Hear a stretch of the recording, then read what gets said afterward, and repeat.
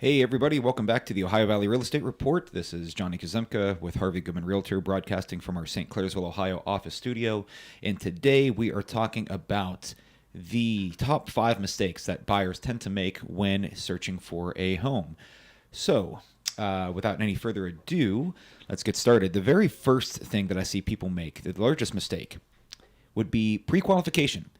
Now, pre-qualification is literally the single largest thing that you can do as a buyer to, help with your search, because this defines literally everything, not just what you're qualified for, the amount, but what type of loan, which is arguably more important. So, for example, if you go to the bank today and you qualify for a first-time buyer program, USDA line of credit for $150,000, which is great. We do a lot of government-backed loans for our first-time buyers. But did you know that USDA will not lend in the city of Wheeling because of a population density criteria? So if you don't know that and you are, just shopping around and a home becomes available, you have to start rushing around and making all these phone calls. And you first off, you run the risk of losing the property because you're not ready to make an offer once the home of your dreams becomes available. But second, that dream home of yours might not even be possible with your current financial circumstances. So you need to have that under your feet just to not to know how much you're qualified for, but what you're qualified for. There's even other types of loans that will nitpick things, even the overall condition of the property, such as peeling paint, missing attic accesses, let's see here, handrails, GFI outlets, this what we refer to as the nag list. And those types of loans, if you pay for a building inspection, pay for an appraisal, pay for all these out-of-pocket expenses, and spend all this time only to be denied within the appraisal process because this home doesn't conform to the standard or to the condition that the loan requires, that's money and time you cannot get back. It's not as if you pay for a building inspector to go through the property and then this comes up later through the loan process that the building inspector is not going to give you your money back. They did their job. You paid them for the inspection. So they're two completely different things. But very, very important. Pre-qualification, arguably the most important thing that you can do as a buyer. So unless you have a big bag of money or a family member who's going to help with that as well, it's the most important thing you can possibly do. Second thing that you need to be doing as a buyer: setting goals. So what do I mean? Well, you need to set realistic goals. So if you're pre-qualified for $150,000, you should not be looking at houses at $250,000. Now the argument is, yeah, John, I know that I want to at least try to negotiate, maybe bring them down a little bit in price. Well, so do I. I never look at my buyer clients and say, hey, let's go pay the absolute most that you possibly can for a property. What I mean by that is, yeah, there's room to negotiate, but how much room do you really think there is? If I knew the secret of getting someone who's listed at $250,000 to drop to $200 or $150, the reality is I never meet my buyer clients because I'd buy the property myself, turn around and throw it back to the market at a higher rate, and then just rinse and repeat and live a good life. But it's not necessarily the most realistic thing to do. It does happen every so often. You see it, but I still maintain, if you buy a house at $150,000 that was listed at $250,000, it was never worth $250,000 to begin with. You see what I'm saying? It's not like you negotiated $100,000 down. The fair market value is made up of what a buyer gives and a seller accepts.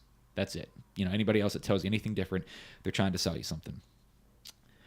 Your next mistake: make your own choices. So what does that mean? Well, I tell clients all the time, I have never sold a house in my entire career. I help people with their choices, and I help give them paths to make those choices a reality. But I can't influence your actions any more than I can the weather. So when it comes down to buying a home, it's the single largest financial investment that you're going to make in a lifetime. So it needs to be something that is taken, you want to use sources that you know and trust. But this isn't the time necessarily to go and ask a father-in-law or an uncle or someone else, to come and do a building inspection, because what usually happens here is that parents or family members, they want to protect your interests so badly that they'll come in and, oh man, when I bought my house back in the 80s, it was only worth this, and this house is nowhere near the current price. Well, if they haven't been on the market in a while, I would see how they can make that disconnection. Also, they'll start nitpicking things about the overall condition, which could be easily fixed. But if you're not acting in your own interest, you can actually put yourself in some harm's way by relying too heavily on third-party people. Your friends and family.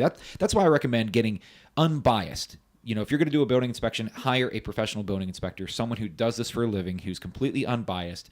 And make your own educated decisions there. I'm not saying not to have family give you some comments or tips or help along the way. Just don't rely on it so heavily that is where you're not making your own choices at that point. Waiting too long or even rushing into the market, either could be detrimental. So waiting too long, if you're waiting for the interest rates to go down while prices continue going up, well, whatever interest rate point that you would have saved, whatever, if it goes back down, is completely negated by the higher purchase price. And vice versa. There's no real guarantee that the interest rates are not going to continue to rise or stabilize. I mean, again, we can speculate on what markets are going to do, but if we all had that crystal ball, we wouldn't be in these situations. Same thing, rushing into the market and just trying to jump into the first thing that comes along. You need to see things that don't work in order to appreciate the ones that will. So seeing more than one house, it's very rare that someone comes in and just buys the first house. If I do an open house and you haven't seen anything before, I'm always kind of leery of a buyer who just comes in and just throws, oh yeah, I'm going to dive into this. And, here's a full price offer and I haven't even seen anything else to compare it to. I'm not going to tell you no, but, my job isn't necessarily to tell you yes or no. My job is to give you the advice to make your decisions. If that's your decision, then great, but you can put yourself in some harm's way by not seeing what else is available. And then lastly, using a buyer's agent.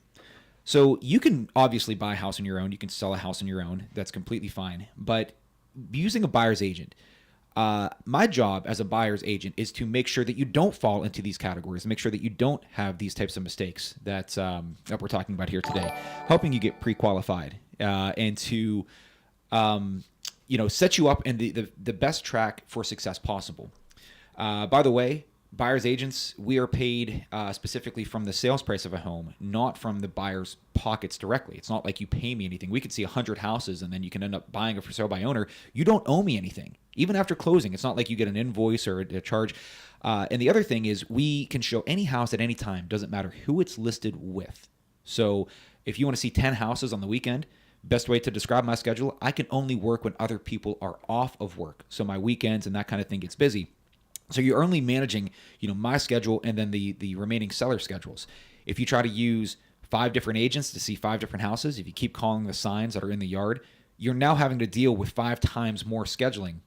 They might not be available that weekend. So getting someone that you know and trust, whether myself, whether someone within the company, whoever that you want to use, developing that relationship with a buyer's agent, they can show you, again, any house at any time, doesn't matter who it's listed with. It just helps you open more doors, helps you get some of these questions answered, connecting you with the people that help make this all possible. Again, I always try to refer people to local lenders, giving you some other tips. And in this short video isn't really going to cover, the intricacies of a real estate transaction. But again, these top 5 mistakes, if you see this, if you're watching this video, if you're looking to buy, please jot this down or commit it to memory. Give me a call for maybe a little bit more of a consultation. It's always free. And yeah, I mean, it's really quite that simple. Avoid these mistakes. You'll be better than 99% of the remaining competition who hasn't seen this video. Again, thanks for watching. I'm Johnny from Harvey Goodman. Have a great day.